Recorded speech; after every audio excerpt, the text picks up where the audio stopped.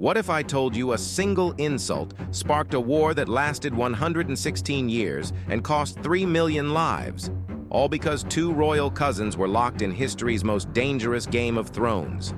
Edward III of England and Philip VI of France shared royal blood, but only one could wear the French crown. This is the story of the most expensive insult ever spoken. It's the year 1328, and France's throne is vacant. Philip of Valois becomes King Philip VI of France, but his cousin, England's Edward III, has a legitimate blood claim through his mother Isabella, who was the daughter of a French king. But then France invoked Salic Law, which was an ancient Frankish code stating, "No woman may inherit the throne, nor may any man claim it through a female line." This conveniently blocked Edward's claim. Let's not forget that the Salic Law was first codified around 500 CE, but was revived specifically to prevent Edward's claim to France. As Duke of Gascony, Edward was forced to kneel before Philip as his vassal, a humiliation he endured in 1329 and 1331. But tensions grew as Philip interfered with Edward's territories. In the year 1337, Philip seized Gascony and harassed English merchants. For Edward, this was the final straw. He decided to play his royal card. Edward's response: a formal letter addressing Philip not as King of France, but as Philip of Valois, who calls himself King of France, effectively declaring the throne vacant and himself the rightful heir. These 9 words would cost 3 million lives. This single line was considered the ultimate royal disrespect. Philip was furious. Edward formally declared himself King of France, quartered the French royal arms with his own, and prepared for invasion. The 100 Years' War had begun. But historians agree this wasn't just about titles.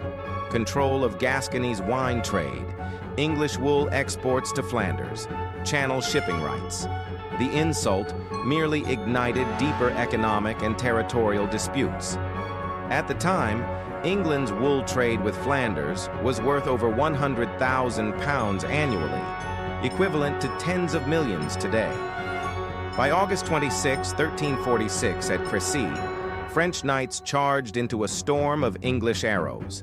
Nearly 1,500 French nobles died in a single day, while English losses were minimal.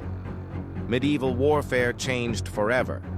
At the time, the English longbow could fire arrows that penetrated armor at 250 yards. French knights had no answer to this technology. Then came an enemy neither king could defeat: the Black Death. The Black Death killed 1/3 of Europe between 1347 and 1351, forcing a pause in the conflict. For over a century, the war waxed and waned. Edward died in 1377.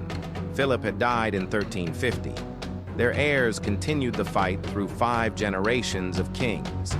In 1429, a peasant girl named Joan of Arc claimed divine visions instructing her to support the French Dauphin. Within months, she helped lift the siege of Orléans and turned the tide of the war. Joan never fought in battle herself. She carried her banner and inspired troops. After her capture, she was burned at the stake in 1431. The war's true cost? Up to 3 million lives lost to battle, famine, and disease. Entire regions depopulated. Medieval France devastated. And all sparked by a royal succession dispute. By 1453, England retained only Calais on the continent. France emerged as a unified nation with a standing army. The Age of Knights had ended. The Age of Nations had begun. Want more tales where history's drama hits harder than fiction? Subscribe for the stories they didn't teach you in school. What historical conflict should we explore next? Comment below.